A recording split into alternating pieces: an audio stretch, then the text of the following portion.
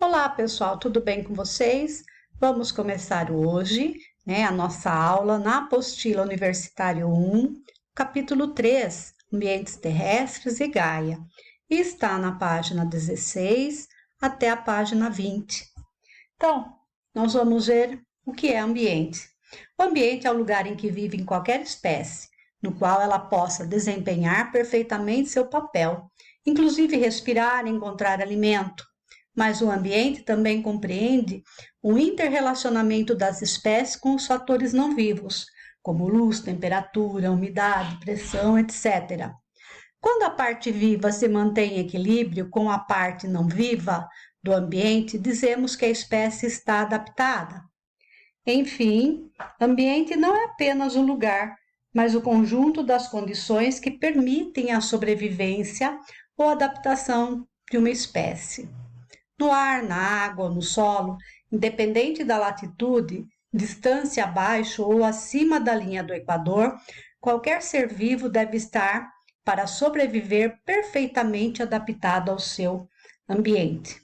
Essa capacidade de adaptação faz parte do processo de evolução de cada espécie e, sem dúvida, pode ser observada em milhões de exemplos, dos mais simples aos mais complexos.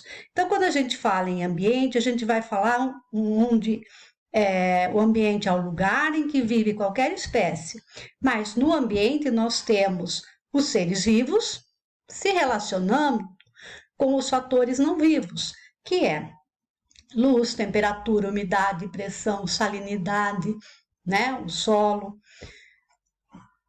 Quando a espécie, vive bem, a gente pode dizer que ela está adaptada, E essa adaptação faz parte do processo de evolução. Então, a gente vai ver alguns exemplos agora.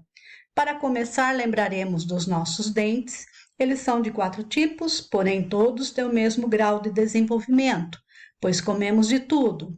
Uma onça, animal carnívoro, possui os dentes caninos maiores do que os outros, pois ela obtém alimento dilacerando a presa. Então, a gente vê num animal carnívoro essas presas, os dentes, os caninos, a gente vê que é muito mais desenvolvido do que no nosso arcada dentária. Bom, outro exemplo, a maravilha do nosso cérebro é outro exemplo, pois não utilizamos toda a sua capacidade, ficando uma grande parte à nossa disposição, como se fosse o excedente de memória de um supercomputador. As aves estão plenamente adaptadas para voar. São leves, têm asas e músculos apropriados para movê-las, excelente visão e penas que recobrem o corpo e ajudam no voo, além de sua forma aerodinâmica, que é perfeita, Então, o corpo da ave. Da mesma forma do que os bons nadadores que têm uma forma hidrodinâmica, Porque eles vivem na água, perfeita, apropriada para cortar a água como verdadeiros torpedos no deslocamento, como tubarões, golfinhos e muitos outros. Os animais aquáticos têm outras características importantes para a sua perfeita adaptação na água. Isso acontece também com os animais que vivem sob o forte calor do deserto, que quase não encontram água, mas também não excretam, quer dizer, não eliminam quase nada do seu preciosíssimo, do seu precioso líquido. Ou com animais que, para resistir ao frio intenso, têm muitos pelos e uma grossa camada de gordura. Então, aí, na nossa apostila, nós tivemos vários exemplos de adaptação. As aves que voam, os animais que vivem dentro da água, Nós temos os animais, vou falar também dos animais que vivem sobre o forte calor do deserto e aqueles que vivem, no frio intenso, todos adaptados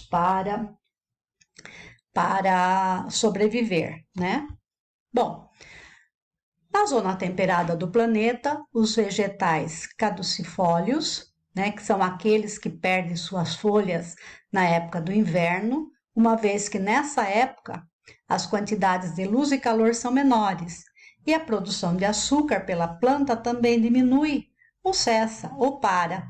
Para não perder água pela transpiração em excesso, as folhas foram transformadas em espinhos. Então, a gente tem aí um caso, por exemplo, né, na região de seca.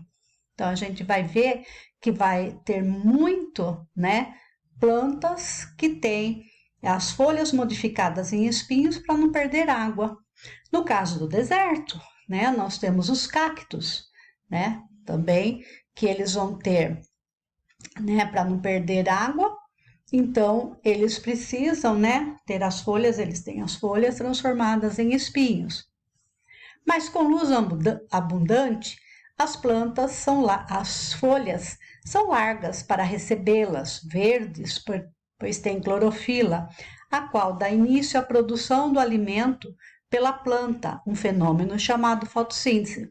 Então, quando a gente vê lá na floresta amazônica, a gente vai ver que chove muito lá, né? Tem uma abundância de luz solar. Então, a gente vê muitas plantas com folhas largas. Por quê? Porque elas, né, têm bastante clorofila, elas podem realizar a fotossíntese, tem muita água, né, tem muita luz solar. Então, vamos lembrar o que é fotossíntese. No desenho aqui, tá? Tem um desenho aqui de uma planta, né? A planta precisa da luz solar, a parte das folhas verdes, né? Nas folhas, ela tem estruturas que vai retirar o gás carbônico da atmosfera. As raízes, elas vão, né, retirar do solo água e sais minerais e pelo processo chamado fotossíntese, né, em presença de luz, ela vai transformar todos esses elementos aqui, vai transformar em açúcar, que vai servir para as plantas poderem, né, sobreviver, e vai eliminar o oxigênio para o meio ambiente. Então, esse é o processo chamado fotossíntese. Aqui do lado tem uma borboleta, ela está adaptada ao ambiente, então essa borboleta, quando ela pousa, né, ela abre as asas aqui, parece os olhos, né, de uma coruja. Então ela assusta o predador, tá? Esse é um meio de adaptação. Os ambientes e a evolução. Poderíamos descrever milhares de exemplos de adaptações e depois procurar encontrar muitos outros. Basta lembrar que todos os organismos que conhecemos apenas se mantêm vivos porque estão adaptados aos ambientes em que vivem. Todas as formas de vida estão intimamente ligadas com o ambiente. Luz, temperatura, água, umidade do ar, gases atmosféricos, solo e muitos outros fatores que envolvem cada organismo ou cada espécie. Numa mesma espécie, a competição por alimento, espaço e os machos também competem pelas fêmeas. Na época da reprodução, as presas fogem de seus predadores e estes, por sua vez, poderiam servir de presas para outros predadores. Todos esses problemas que estão entre aspas, que não, na realidade não é um problema, né? Eles refletem a sobrevivência no ambiente, isto é, a luta pela sua existência, observada até entre os vegetais, como árvores de uma floresta que disputam espaço com as outras para receber mais luz. Uma espécie que foge ou se esconde dos predadores fica livre de parasitas, encontra alimento e resiste aos distúrbios do ambiente. Ela certamente venceu a luta pela existência e, uma vez adaptada ao ambiente, poderá se reproduzir, evitando sua extensão. Então, os seres vivos, né, eles lutam para sobreviver. E no processo de evolução, né, essa luta, vamos dizer assim, uma luta entre aspas, é constante. Então, eles sempre estão se adaptando para poder sobreviver. Bom, aqui embaixo, a hipótese de Gaia. Ambiente é o conjunto de fatores físicos de um lugar em que se adaptou uma espécie. Portanto, é aquilo, em ecologia, o estudo do meio, chamamos habitat. Então, o ambiente é o conjunto de fatores físicos. Luz, temperatura, salinidade, pressão, tá? E o estudo do meio ambiente, né, que a gente chama de de ecologia, né? É a relação dos seres vivos e o meio ambiente, tá? Chamamos de habitat. Então, habitat, tá? A gente pode falar que o habitat é onde o animal vive. Então, uma espécie, animal ou vegetal, é um produto do seu habitat e, por isso, ela não pode ser estudada sem ele e vice-versa.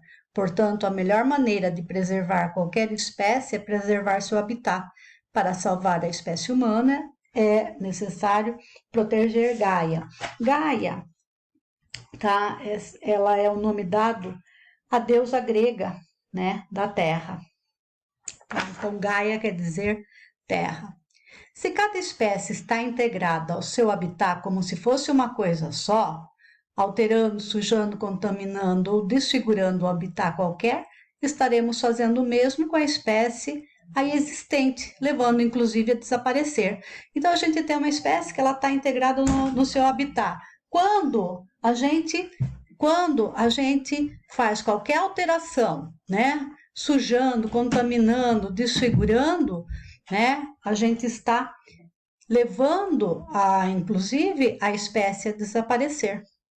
O desaparecimento de uma espécie pode provocar terríveis alterações no equilíbrio ecológico, uma vez que as espécies sempre interagem umas com as outras. Imagine um campo no qual, por acidente, cai uma substância venenosa para a vegetação. Sem as plantas, desapareceriam os herbívoros e, consequentemente, os carnívoros deixariam de ter alimento, morrendo. Então, eu tenho um determinado lugar, cai veneno ali, o que vai matar? Vegetação. Se morre aquela vegetação, os animais que dependem dessa vegetação acabam morrendo. Consequentemente, né, os carnívoros que se alimentam desses animais que são herbívoros também vão entrar em extinção.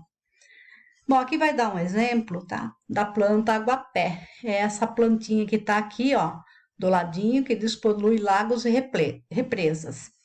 O aguapé é uma planta aquática cujas raízes filtram a água, como no Brasil, e usado para despoluir lagos e represas. O aguapé foi levado para Ruanda, na África, para fins ornamentais em tanques e jardins. Após algumas enchentes, os aguapés foram arrastados para os rios e daí para o Lago Vitória. Com uma reprodução rápida e sem inimigos naturais, eles proliferaram, né? Quer dizer, que aumentaram muito, se reproduziram muito, e como suas raízes absorvem muito oxigênio da água, isso acabou asfixiando as tilápias, peixe que servem de alimento para as tribos locais. Quer dizer, que as raízes tirou bastante oxigênio, deixando baixo o nível de oxigênio na água, as tilápias, né, começaram a morrer. Esses peixes servem de alimento para as tribos locais. As raízes do aguapé enroscam-se nas hélices dos barcos. As folhas dessas plantas servem de abrigo para o caramujo hospedeiro do verme da esquistossomose, acarretando o aumento dos casos da doença, além de que nessa planta também se esconde a mamba africana, serpente cuja picada é geralmente mortal, fora as larvas dos mosquitos transmissores da malária. Tá? Então, o que aconteceu? Eles levaram uma planta daqui, né, para fins ornamentais, consequentemente, teve enchente, esses aguapés foram parar em lagos e acabou causando todo esse transtorno, né, que é uma planta que ela não é característica daquela região. Bom, existe uma divergência entre os cientistas em relação à hipótese de Gaia. Um dos argumentos usados por esse cientista é que fatores geológicos, cometas, erupções vulcânicas, glaciações, né, época de frios, né, muito invernos, né, assim como os biológicos regulam o planeta. A hipótese de Gaia destaca as relações existentes entre os seres vivos e o meio ambiente, e especialmente para as relações existentes entre nossas entre as nossas espécies e os demais seres vivos. Então, vamos utilizar a hipótese para refletir as consequências dos impactos que as nossas atividades estão causando no nosso planeta. Então, o que a gente tem que lembrar aqui? Nós temos que lembrar que tudo que a gente faz em relação aos animais, ao meio ambiente, né, consequentemente, a gente pode estar causando um impacto, né, e que pode ter consequências, né, negativas, tá? Bom, agora a gente vai para a próxima página, página 19. Vejam, pessoal, que vocês não têm que fazer todas as atividades, tá? É a atividade 2, a 3, a 4 e a número 5, tá? E eu vou deixar um recadinho no WhatsApp. Por quê? Porque eu seleciono as atividades que eu acho que vocês têm mais facilidade em fazer, tá? A atividade número 2 é para completar a frase a A e a B. A 3, vocês vão ver, né, esse enunciado e vão ver o fenômeno que está, né, relacionado a esse enunciado. A 4, associe de acordo com a vantagem adaptativa de cada uma das características descritas. Tá? Então, nós temos aqui a letra A letra B, a letra C e a letra D. Então, evita ser identificado pelo seu predador. O que evita? A hibernação. Hibernação é o período que o animal ele vai ficar como se fosse dormindo. Então, vamos pensar no urso, né? O que ele faz, né? Ele, na época de muito frio, ele vai se esconder, ele vai hibernar, né? O metabolismo dele vai ficar baixo até as condições ficarem, né, próprias para ele poder sobreviver, né? Aqui nós vamos ter camuflagem de insetos, né? A gente vai ver que a camuflagem aqui é um meio do animal não ser identificado pelo seu predador, tá? Depois na outra letra aqui, ó, frutos cheirosos da goiaba, músculos fortes, dentes pontudos e garras afiadas. Então vocês vão pôr aqui, tá? Essas letras aqui embaixo aqui. O próximo exercício, observe o desenho completo de modo a explicar o fenômeno da fotossíntese. Só olhar na página 17, tem lá sobre a fotossíntese. Então, vocês vão pôr aqui, ó, por exemplo, o número 1. O que é isso daqui? Então, vocês vão pôr aqui, ó, sol ou luz solar, tá? Aqui está relacionado com essa cor. Aqui embaixo, dentro do solo.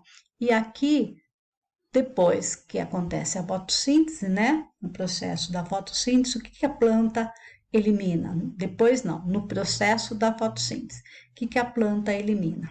Pessoal, qualquer dúvida, nós estamos no nosso grupo do WhatsApp. Bons estudos, beijos!